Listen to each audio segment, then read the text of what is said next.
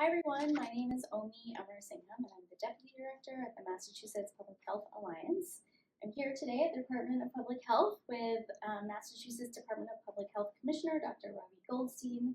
We were planning to be at the conference live, but as I think everyone knows now, we are actually in Cambridge for the signing of the Mass Leads Act, which includes the SAPHE 2.0 Act. We are really excited to be celebrating the passage of the statewide Accelerated Public Health for Every Community Act.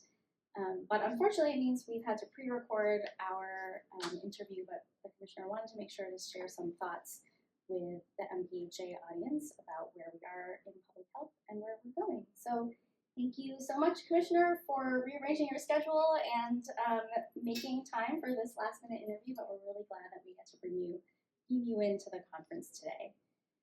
So since we're at the signing right now, tomorrow, what is time? Since we're at the signing for SAPHE 2.0, I thought we should start there.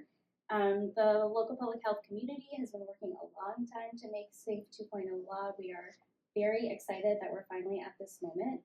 And I wonder if you could share with our audience what it means for the Department of Public Health and what it means for public health going forward in Massachusetts that we now have these standards in place at the state level. Yeah. First, let me say thank you for having me. Thanks for setting this up, and thank you for rearranging so that we could do this today for tomorrow while we're here today at Cambridge with the bill signing, if that makes sense to people out there. And then second, let me just say congratulations on SAPHE 2.0, and congratulations to everyone who was advocating for this bill for so long. This is huge. This is enormous. And I think it means a lot for local public health. It means a tremendous amount for the Department of Public Health. It gives us the ability to take the performance standards and push them out across all 351 cities and towns. It gives us confidence that the shared service arrangements are going to be with us to stay, and that we can use that framework to improve public health.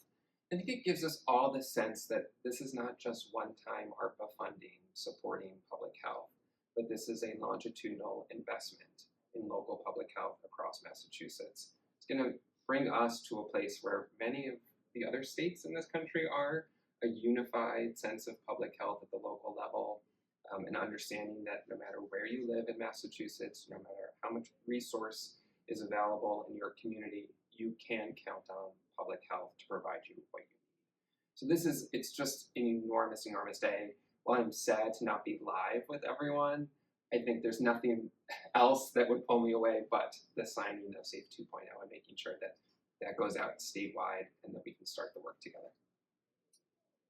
So I know that some of the implementation of SAPHE 2.0 is already underway because the ARPA funding came around in 2021, and so the data system is coming online. Can you talk a little bit more to the details of what's coming up and what local public health and residents of Massachusetts can look forward to in the coming years? I think let's start with the data system because it is so amazing what we're able to do here. We're taking nearly $100 million of ARPA funds and pushing it out all across the state so that everyone can have the same data system with the same licenses that communicates, that we can connect the environmental data to the public health data, that we can train people in how to use the data system and how to share that information. The data system is going to transform public health in Massachusetts, and the team in the Office of Local and Regional Health and our technology partners have been working nonstop all year to prepare for the release of this data system. So I think you should expect in the next calendar year a lot from the department on implementation of the data system, training for the data system, and collaboration and how we use the data system better. I think we also should expect to see real investments and movement in training in Massachusetts. We have the training hubs already. I think we're doing a lot to collaborate with community colleges, to collaborate with nursing schools, to make sure that we have the workforce that's necessary for local public health. When we implement these standards all across the state, we need people who can meet those standards. So we have to train them appropriately and give them the continuing education that they need. And I've talked to the Office of Local and Regional Health about ways that we can expand our training platforms and how we can do it collaboratively, again, with our environmental colleagues and with others who are going to be engaged in this space. And then I think the topic that's probably on everyone's mind, or at least out in the local public health space that's on their mind, is funding.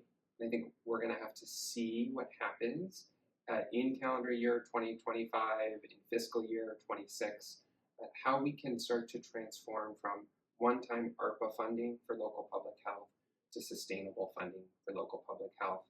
I don't want to make any guarantees. I don't think this is going to be easy. I don't think this is going to happen all at once with one state budget, but we have to collectively work towards shifting those funds to sustainable long-term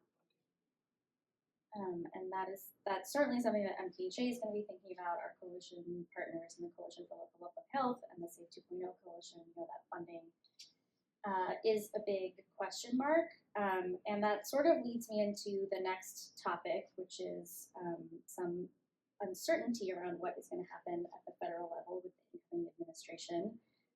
We had a lot of people ask questions when they registered for the event today about uncertainty at the federal level, and one particular area was around federal funding. And I'm curious how you and the department and the administration are preparing for what is coming from the federal administration in general, but also specifically around federal funding that Massachusetts relies on that may be thrown into question. I like that you use the word uncertainty. It's the word that we've been using a lot in the department over the past month. I just think so much is uncertain right now.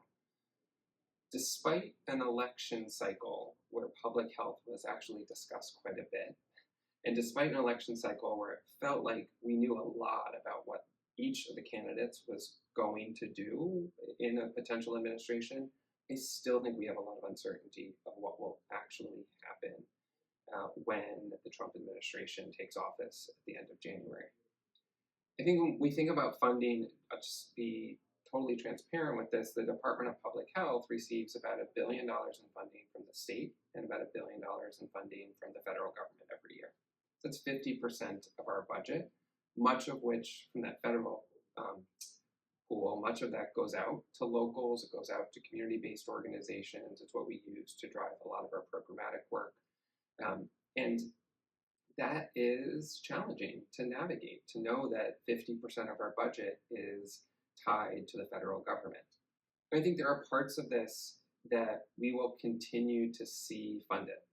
So there's a lot said about CDC and the role that Centers for Disease Control and Prevention will take in the next administration. But if you have followed the story, Republicans and Democrats can agree that the CDC should be focused on infectious disease management and infectious disease preparedness.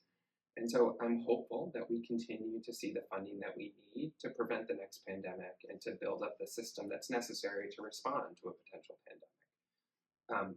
I think that there's a lot of money that comes from the federal government to the Department of Public Health on substance use disorder. And I think we have seen red states and blue states, Republicans and Democrats agree that there is a current opioid epidemic. There is a massive crisis right now in overdose deaths, and we need funding to respond to that. And so I'm hopeful that we'll continue to get that funding. I think there are other pockets of our funding that we have worries about. We have worries about how EPA, which is a funder of DPH, may be funded in a Trump administration, how FDA, which funds DPH, may be funded in a Trump administration.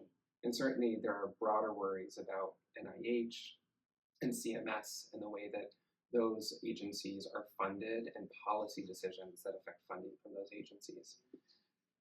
I think we're going to have to take this day by day. We're going to have to work together and collaborate on this. We're all going to have to think about diversification of our funding. We're going to think about what can we fund as a state, what can we fund through private organizations and through academics and hospitals and other community partners, and then constantly be checking in to make sure that we are funding our priorities, we're funding what's necessary for public health, and we're doing it in a way that I think will make Massachusetts proud. That's making me think, in public health, of course, we all know that funding prevention and working on prevention is, in the long run, much less expensive than doing damage control. And we know that when you are in a crisis situation, that it becomes harder to think about the long term and putting things into place that will keep us safe and healthy, where the return on investment is far in the future and not in the election cycle or not in the evaluation cycle.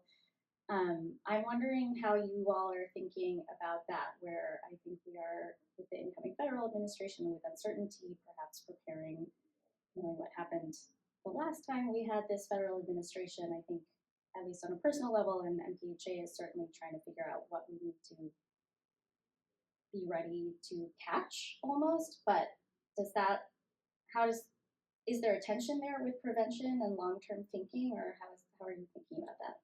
It keeps me up at night. It's something that I worry about. I think, there are signs from Washington. If you look at the House version of the federal fiscal year 25 budget, which I'll remind people as of Monday is not yet signed. I don't think it's getting signed between now and tomorrow. But if you look at that budget, it really limited prevention funding to CDC and has the potential to really wipe out the Chronic Disease Center and the Injury Center at CDC, two centers that are really focused on prevention. I'm hopeful that that doesn't pass. I'm hopeful that at least from now until January, we have a Democratic Senate and we have a Democratic president who have expressed their interest in funding prevention efforts out of CDC. And so I'm hopeful that that continues. I do think, though, we have to, we really look at the words or listen to the words that are being spoken by folks associated with the Trump administration and potential nominees for roles. They've talked about chronic diseases as an issue that they want to take on. And I want to believe them when they say that they actually want to take them on. Now, what matters is how they do that. What matters is how they fund it, where they put that funding, and if we can have access to that funding. But I want to start from a position of believing that they have an interest in improving the health of Americans and in improving chronic disease management in America, which would include prevention, and that we will try to work with them to get the funding into Massachusetts to continue all of the efforts that we've been doing at DPH, at PHA, at local public health, all across the state. Let me not say the last thing. The last thing for now that I want to ask about the incoming federal administration is we had a few questions come in from the audience about reproductive health access and the possibility of a national abortion ban. I think that's very much on the minds of our community and people who pay close attention to the election. Is that something that you are concerned about and that the Healy Driscoll administration is thinking about? It's definitely something that I'm concerned about personally. I think we all who are supporters of reproductive justice and reproductive rights, and I would add in gender-affirming care and the care that needs to be delivered in healthcare settings across the state, we're all worried about it. I do think that we should all take comfort in the very strong position that Governor Healy has taken on this issue, where she has said clearly that she will not enforce a national abortion ban here in Massachusetts.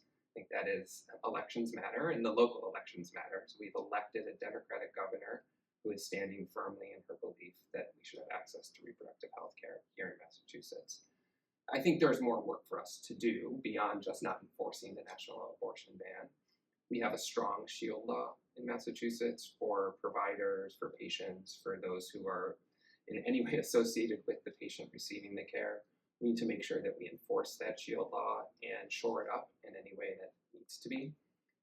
We need to work on making sure that reproductive healthcare providers feel safe in this state. And that means making sure they have the security resources that are necessary, that we are standing with them, that we are speaking on their behalf, and making it very clear that here in Massachusetts, it is legal to receive reproductive health care, it is safe to receive reproductive health care, and that we will not tolerate threats on those individuals.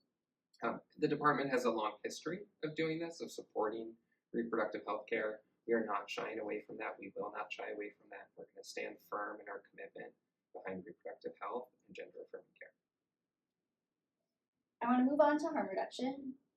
This is an area that has been a priority both for your Department of Public Health and for MPHA over the last couple of years. We both have been working towards authorizing overdose prevention centers in Massachusetts, but more broadly supporting harm reduction strategies to get our arms around the overdose and opioid crisis. Can you talk about where those priorities stand for the department and maybe some of the good progress that we've seen and what's left to be done? I think, well, there's always work to be done, but let's start with something that I think we can all celebrate, which is that this year in June, we put out our annual opioid report and we demonstrated a 10% drop in opioid-related overdose deaths here in Massachusetts. And I think that, while we should be careful that correlation and causation are not always the same, we should acknowledge the role that harm reduction has played in that, right? We have saturated the state in the naloxone. We have really increased access to medications for opioid use disorder. We have Safe Spot at the hotline for people to call so they never use alone. We've done a lot of education around harm reduction, syringe service, all of the pieces that we know help prevent death, engage people in the care that they need, prevent the transmission of infectious diseases. So a lot to celebrate there. I think also we have to recognize the truth of that number. The 10% drop is great. It's enormous. It was almost exclusively seen in white men in the state. And so we have a lot of work to do to get our harm reduction resources out to the communities that need it most. That's Black and brown communities here in Massachusetts, that's rural communities here in Massachusetts, areas that are really hard hit right now by the opioid epidemic and seeing rising rates of overdoses. The department remains fully committed to harm reduction. And in fact, the state has really legalized a harm reduction approach in much of what we do, absent overdose prevention centers, which we're all advocating for. And so I think as we go into a second Trump administration, as we go into the next year and continue this work, we have to really continue to invest state dollars in harm reduction services that we know work. I'm going to say this because we're filming this on Monday, and I'm really hopeful that when this actually airs, there's a harm reduction bill that comes out of a conference committee. Maybe it won't, maybe it'll be later in the week, but I continue to hear positive things that this bill is moving forward. And while it might not have everything we want, it is providing additional tools for us as we move towards the goal of having access to harm reduction services and decreasing overdose deaths in the state. I'm glad that you mentioned the positive news that we had 10% fewer overdose deaths in this past year, and as you mentioned, racial disparities continue to be concerning, and a lot of that reduction happened among white men. Are there particular strategies that you or the Bureau, BSAS, are exploring to address racial disparities and make sure that these new services are reaching communities of color throughout the state? I think first and foremost, we're thinking about our money. We're trying to fund the right organizations. So there's been a real effort to make sure that we're funding organizations that are led and for BIPOC communities, right? So that those folks are getting the money that they need so that they can expand their harm reduction services. The same is true for our rural areas. We're trying to make sure that we're funding the rural areas appropriately. We're trying to mirror those decisions from BSAS into the ORF funding, the Opioid Recovery and Remediation Fund, so that all of our money is going towards the same goal as opposed to a whole bunch of pools of money going in different directions. I think BSAS is, one thing that's really remarkable about BSAS is how much they engage community in their process. They engage their community, people with lived experience, and they engage communities of individuals who identify as Black and Latino and LGBTQ and from rural areas, family members. They engage community in a way that allows them to make better decisions about funding organizations. And we have to continue to do that community engagement work. It's really hard. It takes time. It's resource intensive, but the end result is so much better when we engage the right communities in this. And we can always do this better. I'm sure there are people who are watching who are saying, well, you haven't come out to my town, or you haven't been in my county enough, or you're not dealing with my community. And that is probably true, and we will do better. But I do want to acknowledge and applaud the work that BSAS has done to try to address some of these racial, ethnic, and geographic disparities we see. We had one last topic before we move into some of the audience questions that people submitted ahead of time, and this is a big one, healthcare capacity and some of the hospital and pharmacy closures that we've been seeing over the last year. So over the last year, maybe more than that, of course, there's been really concerning news, first with the bankruptcy of Steward and the fallout around stewards, healthcare facilities closing, and now I read in the news this morning some disturbing news about what might be happening in Central Mass with UMass Memorial Hospital and St. Vincent Hospital, patients losing access to healthcare because of disputes with health insurance companies. Can you talk about what is happening in this space? What does the fallout look like? How are you thinking about health equity in this moment of healthcare system disruptions? I thought I was going to get through 1 hour of my life not talking about steward healthcare, but not this hour. Not this hour. Another hour, maybe. And probably not this year, and maybe not even next year will that happen. Look, this has been a really hard year, and it comes on the heels of very challenging years before. Right? It's not as if it was just 2024 where we saw challenges in the hospital space, in the insurance space, in the outpatient clinic space, in the pharmacy space. We were seeing that long before. Right? I think the numbers, and I should not be quoted on this, but I think it's somewhere around 15 hospitals have closed in the Commonwealth over the past 10 years. The number of pharmacies that have closed is pretty enormous, especially in some of our urban areas. So this is a trend, and we saw it really play out on the front page of the newspaper this year. Because I'd say a few things about this. First, I would say we have to remember that we actually have an incredibly strong healthcare network in Massachusetts. We have problems for sure, but we also are a state that has some of the highest coverage in the country, if not the world. We are a state that has many high-quality academic medical centers that are scattered across the state that allow for the delivery of really high-quality care and cutting-edge care for individuals who need it. Right? We have, while there are always issues around physician shortages and nursing shortages, we actually produce a tremendous number of physicians and nurses and advanced practice practitioners, and we keep them here. And per capita, we have some great numbers to show that we're actually, we do have a workforce that we need. So there are some positives about our system. That's the first thing I want to say before we get into some of the negatives. I think that one of the things we've recognized over the past year in particular, but even before that, is that the business of medicine is really challenging right now. It was challenged before COVID.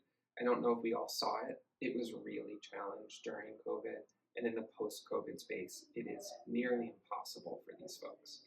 And we have to deal with that. There was a bill that came out from the House and the Senate to try to address some of the financing of healthcare.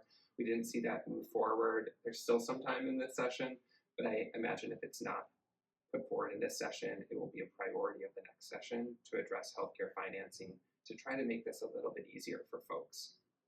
And I think that leads into my third point that I want to make, which is we should see this as a moment of opportunity. We really do have a moment right now to define what a strong healthcare system looks like.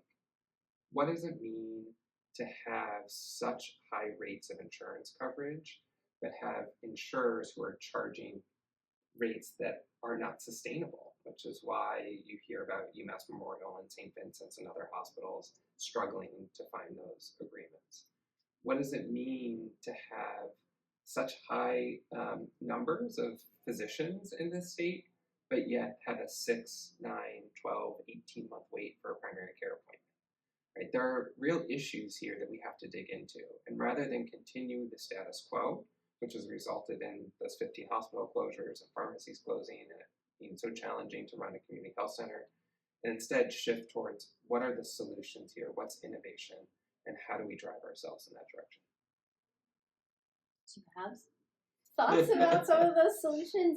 I'll just say we had a few questions coming about this, especially with respect to the rural areas and areas that already don't have that much healthcare access, and real concern about, I think, also the time horizon for these kinds of solutions, because I think we, of course, MPHA also believes in a strong, well-integrated healthcare system across the state, and I think there are real short-term concerns on the individual level that people are worried about while the long-term solutions are being sorted out.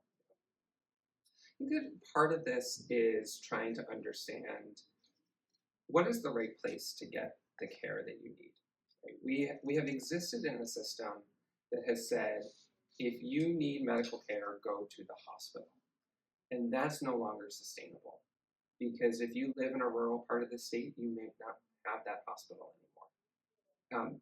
And we could maybe sit here and debate for a half an hour about whether or not one hospital should stay open in a community, or if we should build a hospital in a different rural area of the state. But I think I'd rather use this to think about, well, we all want to make sure that there's really great maternity care. You don't need a hospital to do that.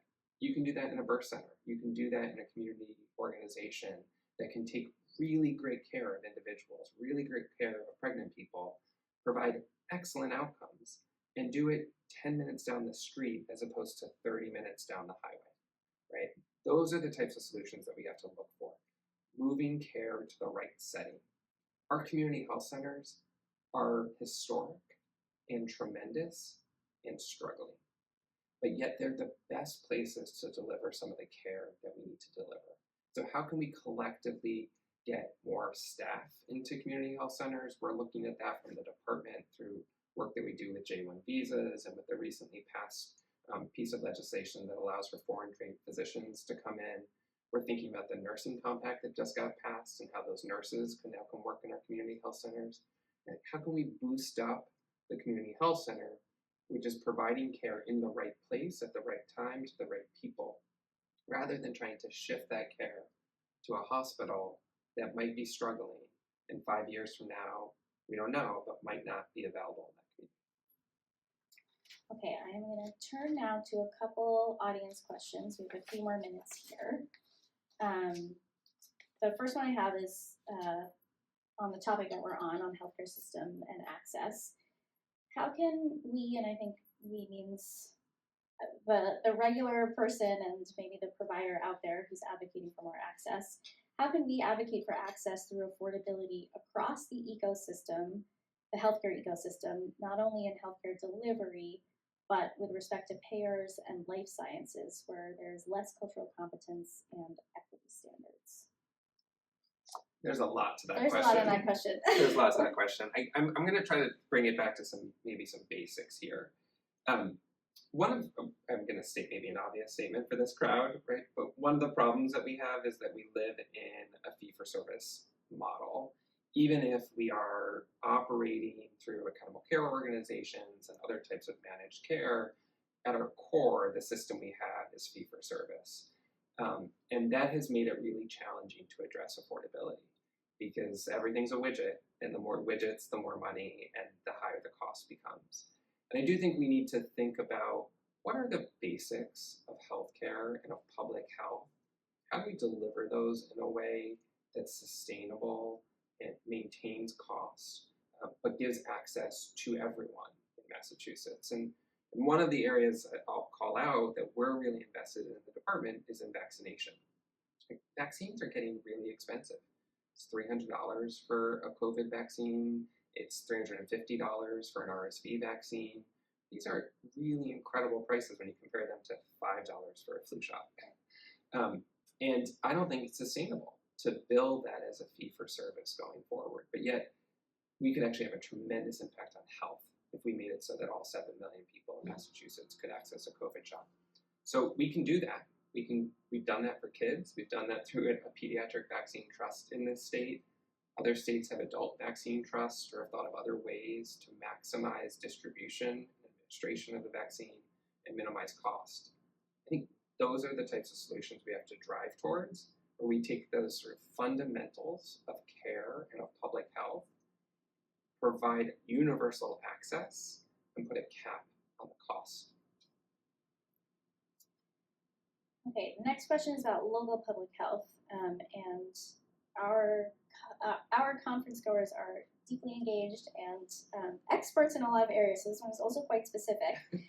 What efforts are being made to shore up our basic public health infrastructure in the face of a 46% increase in TB cases in 2023, nearby measles and whooping cough outbreaks, and likely cut in federal grants next year? Well, this is a smart group of people with very specific questions. I think I could answer this in a bunch of ways. Like, we can talk about the work that SAPHE 2.0 is going to do to make sure that there are standards implemented across local public health so that If you have TB and you live in Lawrence, you're getting the same care as if you have TB and you live in Berkshire County.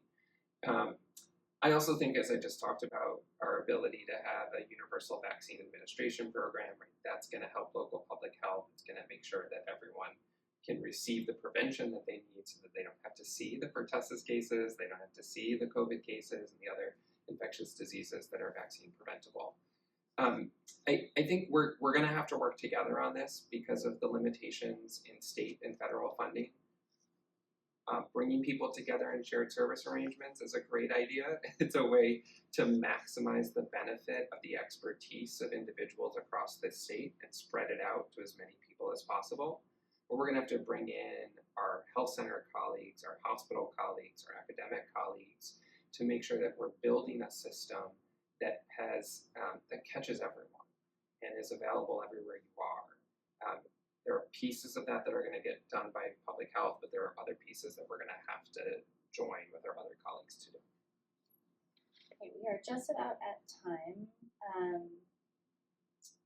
but I wanted to ask one last audience question on a topic we haven't really had a chance to dig into much, which is housing and homelessness. And somebody asked a pretty general question here, but can you please comment on the state of family homelessness in Massachusetts? I'll say the obvious, right? Where it's a crisis right now, and that's a reality that we're all living with. And I want to add in the uncertainty of what's happening at the federal level that's making it even more challenging. Our crisis of homelessness, in particular family homelessness in Massachusetts, has been in existence for some time. It is not solely related to those who are coming to the state seeking a new home. And it is not only going to be impacted by decisions at the federal level on ICE and immigration enforcement, but we do have to keep that in mind. I think that what you've seen in the past month, at least from the Healy-Driscoll administration, has been somewhat of a reset on what we're doing with emergency assistance and families experiencing homelessness, which is really trying to meet people where they are, trying to get them resources, trying to get them financial resources so that they can get into permanent housing, and trying to think about what is the role of the state in this whole process, right? The state can do some short-term, immediate assistance. That's what the emergency assistance program is about. But I think you're also seeing from the state, and you'll see more, we've got to build, the state itself has to build more housing. The state itself has to be more engaged in this process because there's just not enough housing for people at all levels, but in particular at those who are really struggling for a lot of different reasons. I want to also just, if I may, add into this conversation a piece about the intersection of substance use disorder and homelessness, because I think it's really critical. We know that people with substance use disorder who are housed do much better than those who are not housed. That link is incredibly important in their treatment. Housing is a harm reduction strategy. Right, we're getting people the resources they need to help prevent them from continued use or from overdose or from all the other harms that might exist. And we have great ways that we do that. Our low threshold housing program through BSAS from the Department of Public Health has been incredibly effective. We really want to expand that. And Dee Calvert and I talk about this all the time. We think one of the best ways to expand that program is for municipalities to use their OR funding to support low threshold housing. It takes it out of the federal government's hands, so it gets rid of all those federal requirements on housing, which are oftentimes about sobriety, and instead provides state dollars that allow for folks who may be actively in recovery or engaged in recovery, but sometimes relapsing out of recovery, and to make sure that they have the housing they need to prevent overdose, to get them connected to the care they need, all those pieces. Well, I think that's all we have time for. It's actually more than we had time for.